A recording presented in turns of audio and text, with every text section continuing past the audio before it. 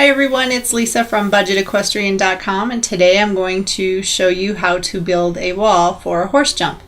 This wall is 2 foot 6 inches tall, total length is 8 foot long, and it's been cut into two 4 foot sections, which is easier to manage.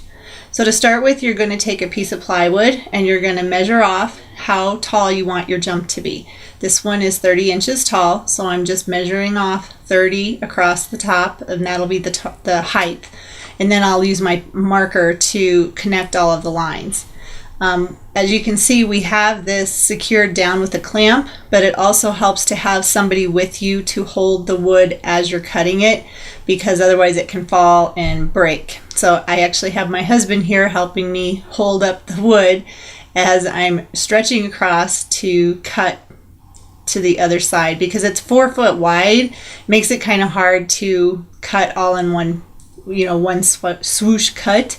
So I actually had him help me, and then I went to the other side and cut it. And to make this wall, I used 2 sheets of plywood because it was a taller wall.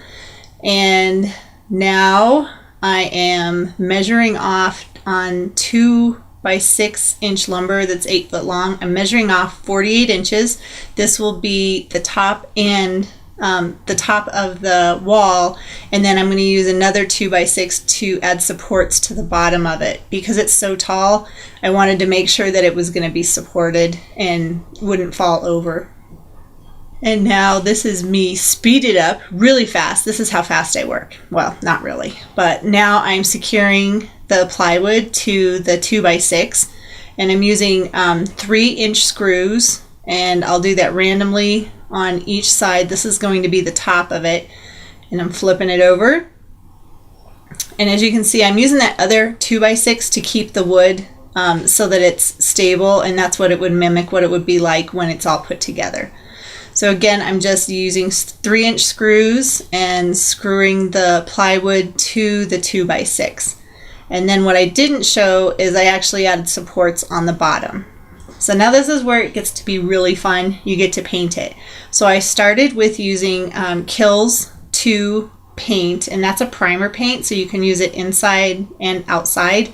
This jump wall will be used outside, so I wanted to make sure and use all exterior paint on it. And I'm actually painting on the inside of the wall white, so it won't have the faux brick pattern on the inside, but it will be white so that it looks nice in case someone's moving it around. And I love this part because this is where it's all like a blank canvas and you could paint anything you wanted on it.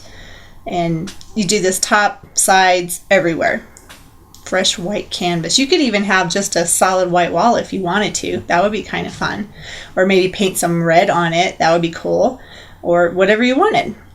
So now what I've done is I've taken electrical tape and I've measured off where the tape is. That's going to be like the mortar, so that will be white underneath it. The electrical tape was a good width. I think it was a 1/2 inch wide, so it worked really well for what I wanted to do. And now I'm just randomly putting pieces of it to make the brick pattern, so that when it's all done, wherever that black is, that's going to be white underneath it, and it'll protect, so I can add different layers of paint to the wall itself when I'm making my quote-unquote bricks.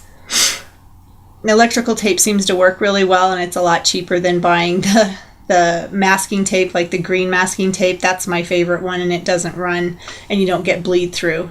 And now I'm painting the main color of the wall. So this wall is going to be green, as you saw in the beginning of the video, and you just want to paint the entire wall. It's not hard. It's a little bit time consuming, especially, this size of a wall, 2 foot 6 inches is pretty tall. And so I'm painting everything green, but then I have to paint the other side green, and then I have to paint the other box that I made. I have to paint both sides of that green as well. So I won't bore you with all of the painting, but this is the logistics of it. It's just everything's green. And once that dries, now I'm just going to add some little accents. This was a gray paint that I got at Home Depot as exterior paint. And I'm just kind of adding some accents. There's no right or wrong way to do this. You can do whatever you want. and you can use different colors, anything you want. But I found that the more colors that you add, it adds more dimension to the wall, and it makes it look more realistic of a brick wall. And it's fun. You can get artistic with this. I really enjoy this part of it. Now I'm peeling all of the tape off. This is the moment of truth. And I like, I don't know if you can see, but I like how there's little ridges and stuff for where some of the paint did bleed through on the electrical tape. But I like that because it gives it some depth and it gives it some character. Now here's an oopsie that I made. There was a sticker left on, and when it came off, it took everything off. So how to get around that? I actually decided to paint a flower. And I kind of like it with the flower. It gives it some, a unique, original little element to the wall itself. So I thought it was cool. I thought maybe I should do one on, the other side, so it would be two little flowers, but I really liked just the one single flower. And all I did was use paint that I had lying around. I was like, what could I put here to fix my oopsie? And I think it turned out pretty well. I'm not like an artist. It's not like a, masterpiece, but I think it actually looks pretty good. So I just used some white Kills paint, some yellow paint that I had, and then added some little accents to give it, some more depth. And then I actually had some green screen paint that my husband had, and that's what I used to make the stem and then also the leaves. And then you have a cute, happy little flower on your wall for your horse jump. So kind of unique, kind of original. And when you're all done, this is what the wall looks like. You could do any color you wanted, anything at all. You can be creative.